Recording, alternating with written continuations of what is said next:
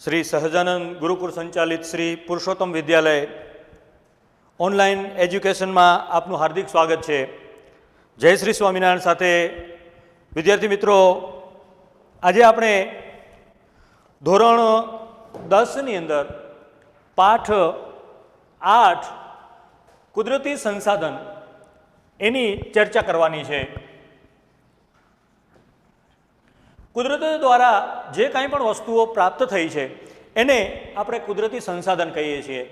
जमीन छे, पर्वत छे, सरोवर छे, प्राणी छे, आ तमाम बाबतो। तो आज आपणे कुदरती संसाधननो उपयोग, संसाधनना प्रकार, संसाधननुं आयोजन, संरक्षण अने जमीननुं निर्माण केवी रीते थाय छे, जमीन कोने कहीए एनी चर्चा करीए। संसाधन द्वारा मानवी पोतानी जरूरियातो थोड़ा घणा अंशे के पूरेपूरी संतोषी शकाय छे।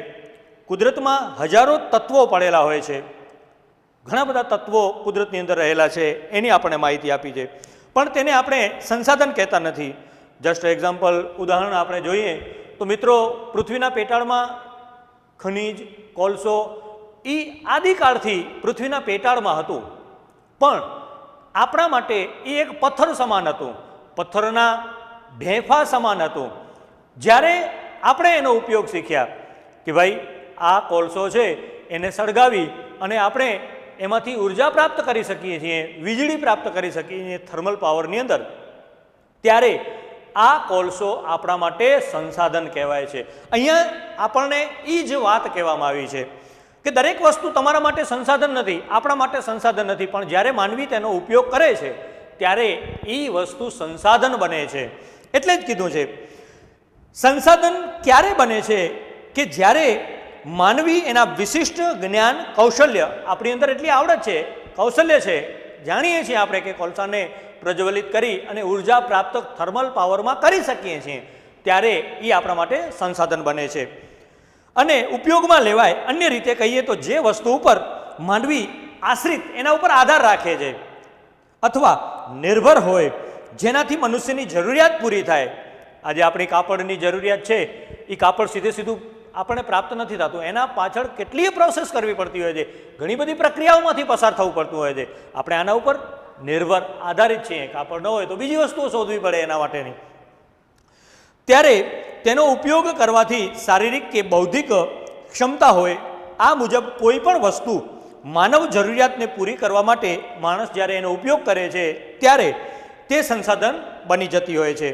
प्राचीन समय में जमीन में दटायेला खनिजो, हमणां ज आपणे जेनी वात करी ए खनिजो, अने मानवीने जाणकारी न हती कि आ कोळसो छे, आ लोखंड छे, आ बॉक्साइट छे, ई खनिजनी आपणने जाणकारी न हती। आ खनिजनो उपयोग शुं छे ई आपणे जाणता न हता, पण धीरे धीरे बुद्धि अने ज्ञान द्वारा आपणे ज्यारे ई संसाधननो उपयोग करवा लाग्या कि भाई बॉक्साइट छे एने प्रोसेस करी अने एनी अंदरथी आपणे एल्युमिनियम प्राप्त करीए छीए, काची लोएस्ट धातु है एमांथी आपणे सळिया बनावी सकीए छीए, तो आ एक आपणी कौशल्य, आपणी बुद्धि एनो उपयोग करीने आपणे आ कार्य कर्युं। अने ते संसाधन न हता, परंतु आजे तेनी उपयोगिता अने खनन एटले के खोदकामनी प्रवृत्तिओ द्वारा विकसावी अने मानव जीवन माटे ते अत्यंत जरूरी छे। कुदरती संसाधनना उपयोग अने कार्य करवाना योग्यतामां बंने गुणधर्मो होवा जरूरी है। कुदरत द्वारा अने संस्कृति त्रणेयनी परस्पर प्रक्रियाओं द्वारा संसाधन आ वस्तु बनती होय छे। संसाधनना उपयोगो शुं छे एनी वात करीए तो संसाधन आपणे विविध रीते उपयोगी है।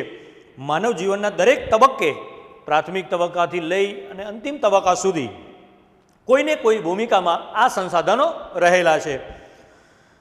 खेती प्रवृत्ति ने उद्योग प्रवृत्ति सुधी तमाम प्रवृत्तिओ छेवटे प्रत्यक्ष के परोक्ष रीते कुदरती संसाधन आधारित है एम कही सकीए। अनाज पैदा करीए छीए, अहींया आपणे एम कहेवामां आव्युं छे कि खेतीनी प्रवृत्ति जे छे ई खेतीनी प्रवृत्तिनी अंदर तमे जे कांई पण वावेतर करो छो, बीज नाखो, एना माटे तमने जमीन जोईए तो जमीन शुं छे तो ई कुदरत द्वारा मळेली अमूल्य भेट कही शकाय। तो आ आपणा माटे संसाधन छे। अने तमाम प्रवृत्तिओ छेवटे तो प्रत्यक्ष के परोक्ष रीते कुदरती संसाधन उपर अवलंबन एटले के आधार राखे छे। तेना उपयोग विषे वधारे विगते आपणे चर्चा करीए। पहेलुं छे संसाधननो खोराक तरीके उपयोग।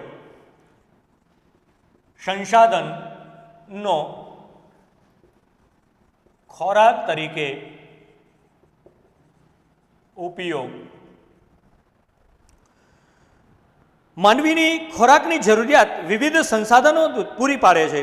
કુદરતી રીતે થતા ફળો પ્રાચીન સમયની અંદર માનવીની જે કાંઈ પણ અત્યારે આપણે રાંધી અનાજ ઉગાડી અને પછી એને ખોરાકનો પ્રોસેસ કરી અને પછી આપણે ઉપયોગ લઈએ છીએ, પણ પ્રાચીન સમયની અંદર તો માનવીની જે કાંઈ પણ જરૂરિયાત હતી અન્નની, પોતાનું જીવન ટકાવી રાખવા માટે, તો પેટ ભરવા માટે એ કાચા માંસ, ફળફળાદી એનો ઉપયોગ કરતો હતો.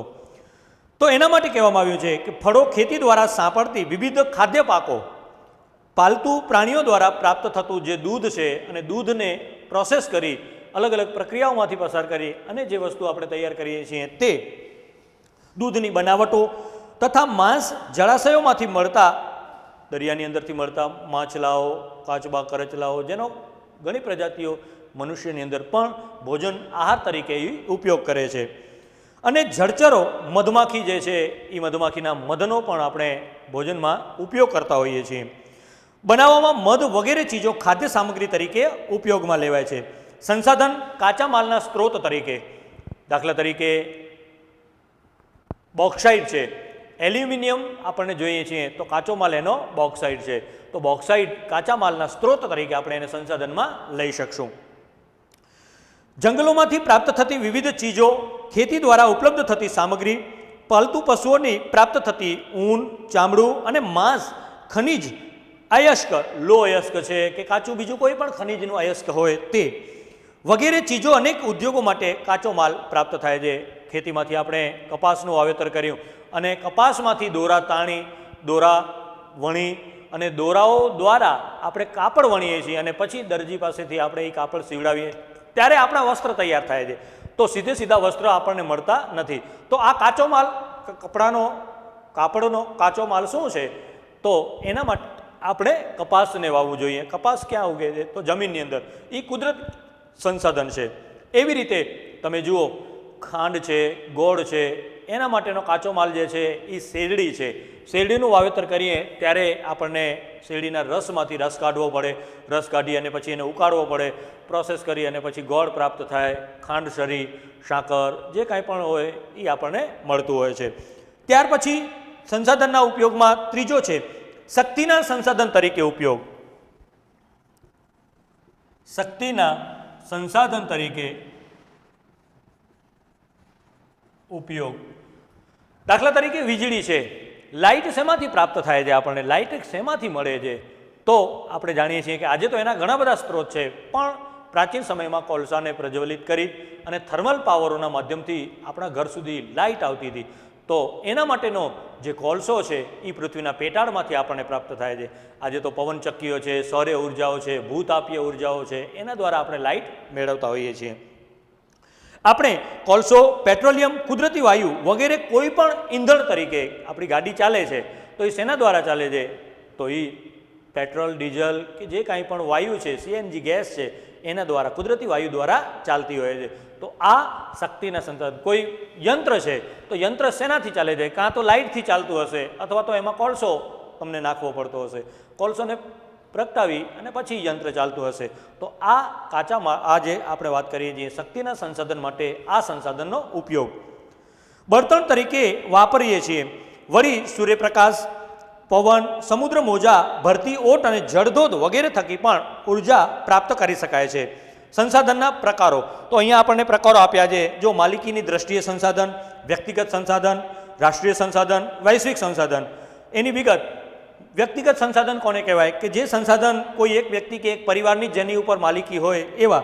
દાખલા તરીકે જમીન છે, મકાન છે, આ મકાન મારું છે, આ મકાન આપણું છે, તો એ આપણું વ્યક્તિગત સંસાધન થયું.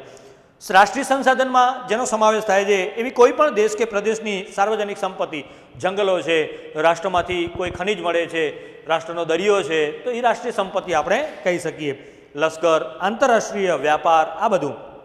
અને વૈશ્વિક સંસાધન, દુનિયાના જેની ઉપર દુનિયાનો બધા જ દેશોનો હક આપણે એને કહી શકીએ એવા વૈશ્વિક સંસાધન.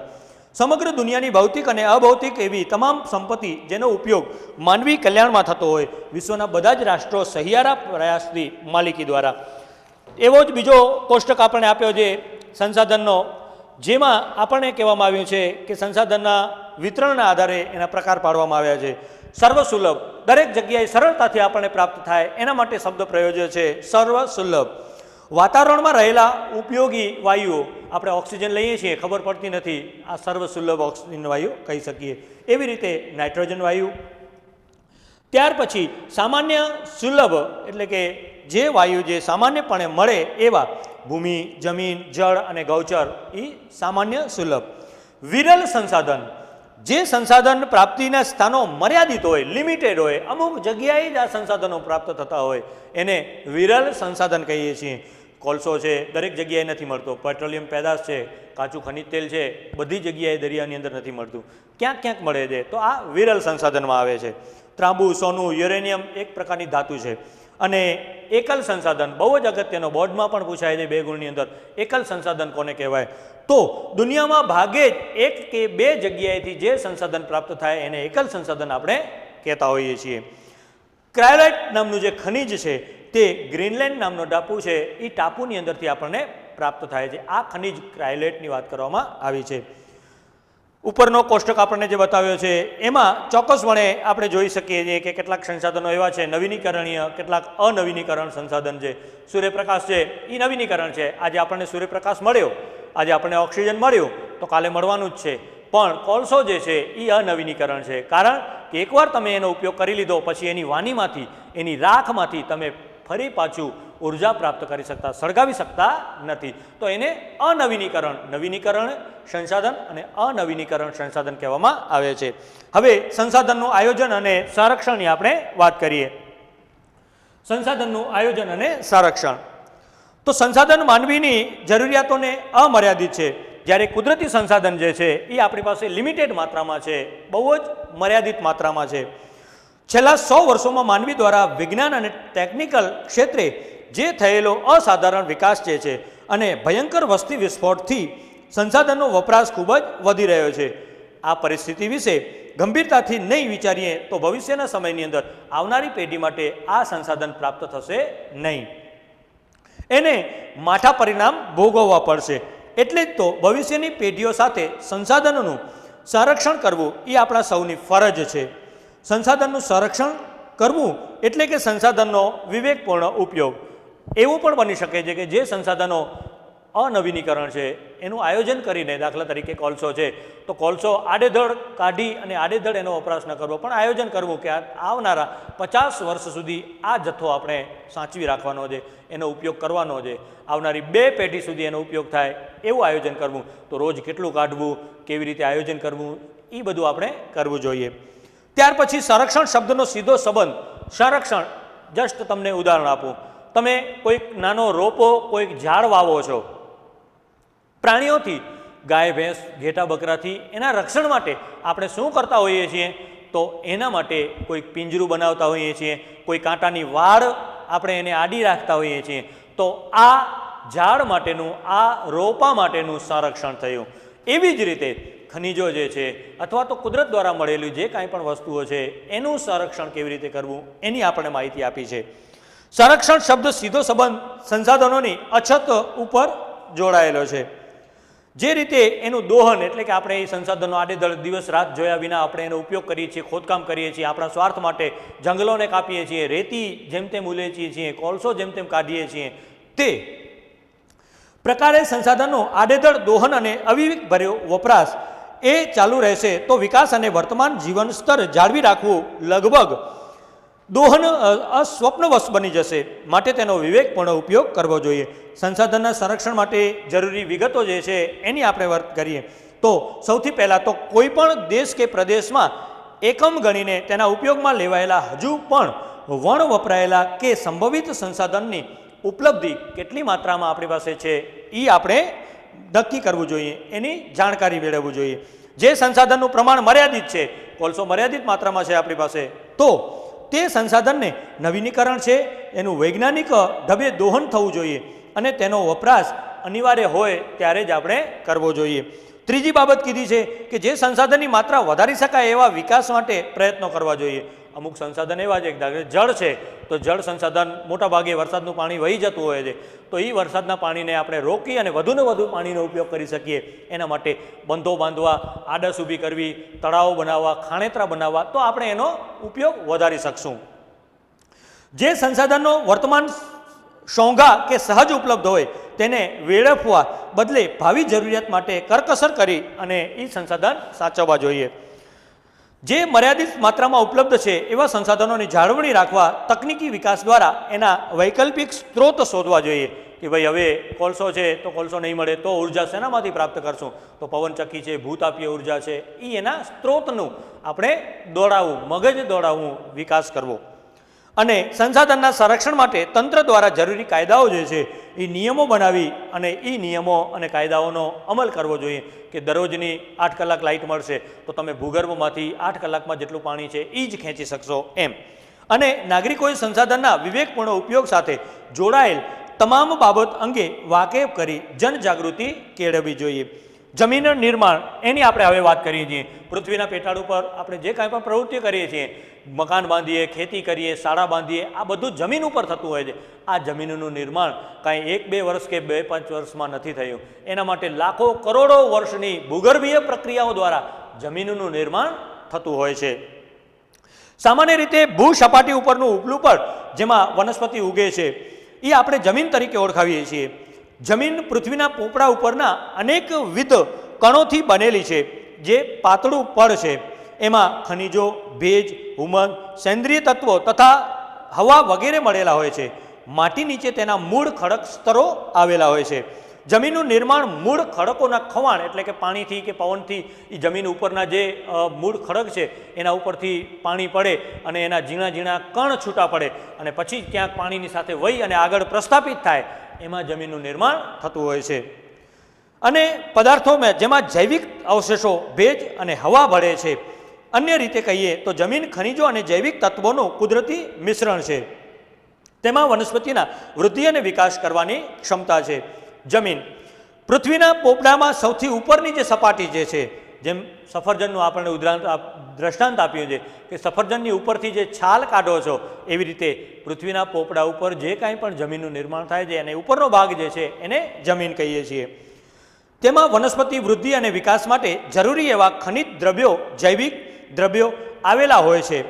જે કે પ્રમાણમાં વધુ જમીન એક સરખી હોતી નથી અને તેમાં સેન્દ્રિય પદાર્થયુક્ત ઝીણા કણો પણ હોય છે.